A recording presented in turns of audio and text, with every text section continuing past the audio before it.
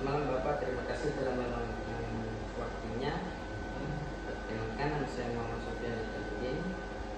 Saya ingin bertanya terkait bangunan yang Bapak rancang.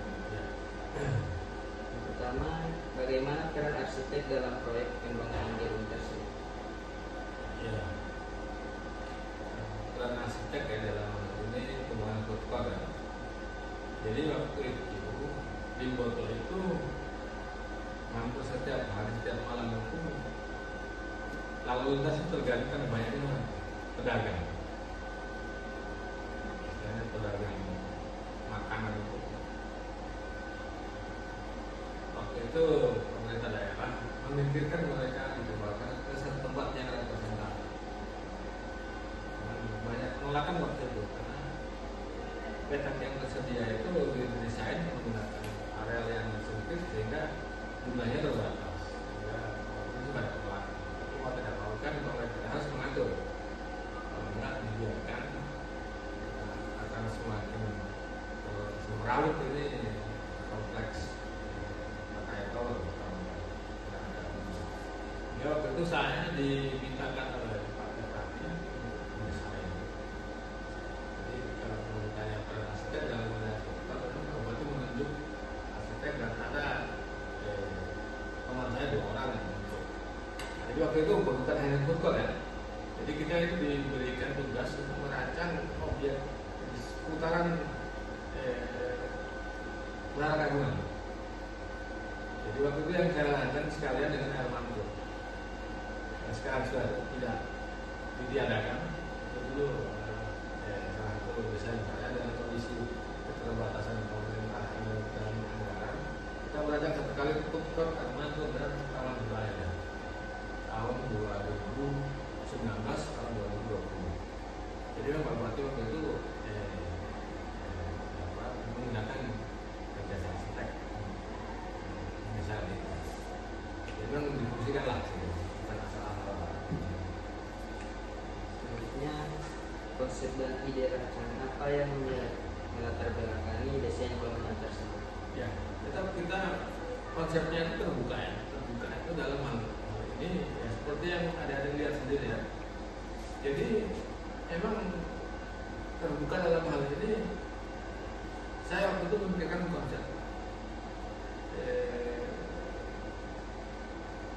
memindahkan pedagang ke dalam tempat,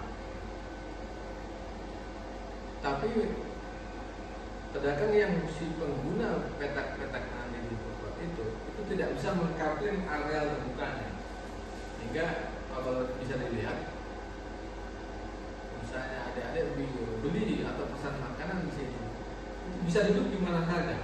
Itu konsep pertama yang saya gunakan. Walaupun ada satu konsep yang sampai sekarang tidak diterapkan oleh pemerintah dalam hal ini sistem pembayaran. Jadi waktu itu saya menggunakan konsep silakan ambil di petak mana saja, bayarnya di satu tempat.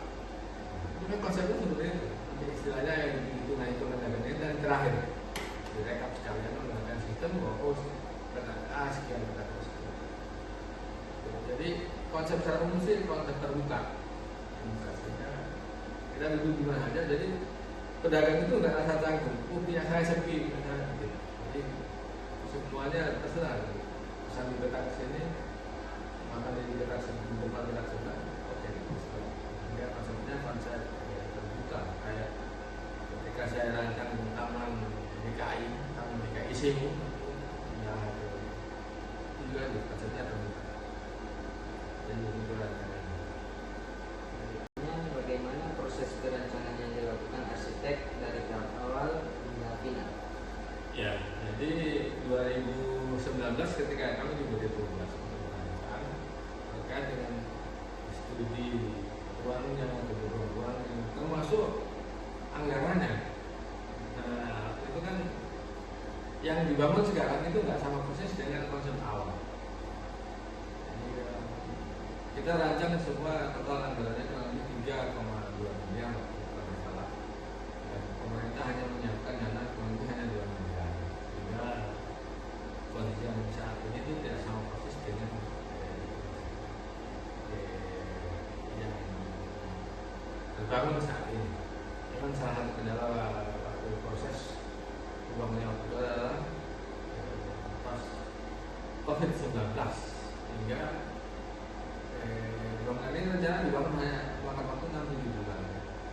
Karena COVID sehingga molor hampir 2 tahun akibat dari susahnya pemesanan material, dan yang kedua anggaran pemerintah daerah yang terbatas sehingga membutuhkan 2 tahun bangunan. Selanjutnya, bagaimana bentuk koordinasi teknis antara arsitek dengan klien, kontraktor, dan konsultan lainnya? Iya, jadi kalau terkait dengan apa ya, ini kita dari awal itu kan belum ada kontraktor, jadi kita berkoordinasi dengan pemerintah daerah. Kita menyodorkan konsepnya seperti ini bagaimana diterima oleh pemerintah, ya kan, dalam ini pemerintah kabupaten. Setelah dilakukan proses lelang, ketika sudah dapat pelaksananya, maka pelaksananya itu butuh pendampingan dari konsultan pemerintah. Sehingga waktu itu kan arsitek perencananya itu diminta juga untuk mendampingi proses pembangunan. Ya, antara rencana dan pelaksanaan itu bisa match.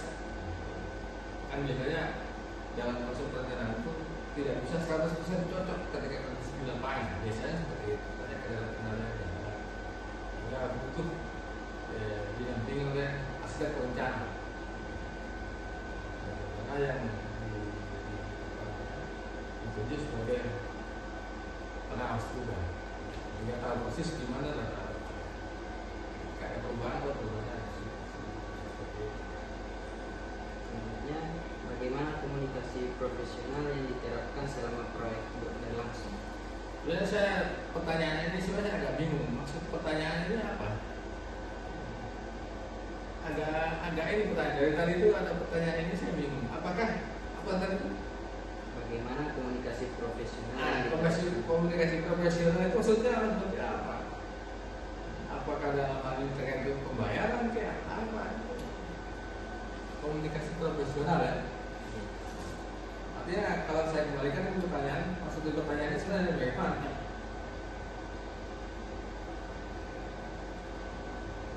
Gak paham juga. Saya memahaminya komunikasi profesional itu hanya terkait dengan ini apa ya? Kita selaku arsitek yang punya profesi, kita memberikan jasa kita dibayar berapa kan? Nah, pemikirannya jangan seperti itu. Nah, kan ini bangunan pemerintah, maka pemerintah sudah jelas standarnya. Standar biaya perencanaan itu sudah jelas standar. Sehingga dalam hal ini kalau komunikasi ya, tidak masalah menurut komunikasi kan. Pemerintah itu ada acuan. Ketika kita mengusahakan A itu berapa jasa arsitek itu sudah diatur kalau untuk bangunan pemerintah. Yang tidak ada aturan itu adalah bangunan non pemerintah. Itu tergantung negosiasi. Kalau itu maksud pertanyaannya, saya bingung pertanyaan tadi yang satu itu komunikasi profesional.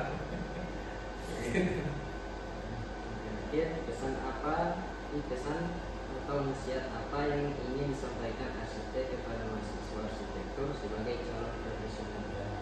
Jadi sebagai penyampaian dengan yang lain itu prinsipnya sama. Jangan sampai dulu punya arsitek itu tidak menggunakan teknologi. Semuanya serba manual, gambar manual, ini pelan-pelan ini pasti akan menggunakan teknologi. Sekarang pelan itu sudah banyak. Ini kan semester 1 ya, semester 1 jadi belum terlalu tampak dia menggunakan. Cuman saran saya belajar sendiri. Tanya orang yang tahu kepada penggunaan teknologi. AutoCAD, arsitek, dan lainnya itu yang mengerjakan proses saya tahu, mengerti, sudah bisa gambar. Maka AutoCAD sudah tahu. Dulu saya pakai SMA, atas deh. Antara SMA nggak tahu. Makanya cari yang sederhana saja, mana yang jelas, mana yang bisa dibilang. Teknologi itu yang wajib dikuasai itu AutoCAD, itu wajib itu. Namanya arsitek karena istilahnya apa ya? perangkat lunak yang dipakai untuk kegiatan apa saja 2 minggu ini sih ada pelajari. Yang kedua, kuasai material gratis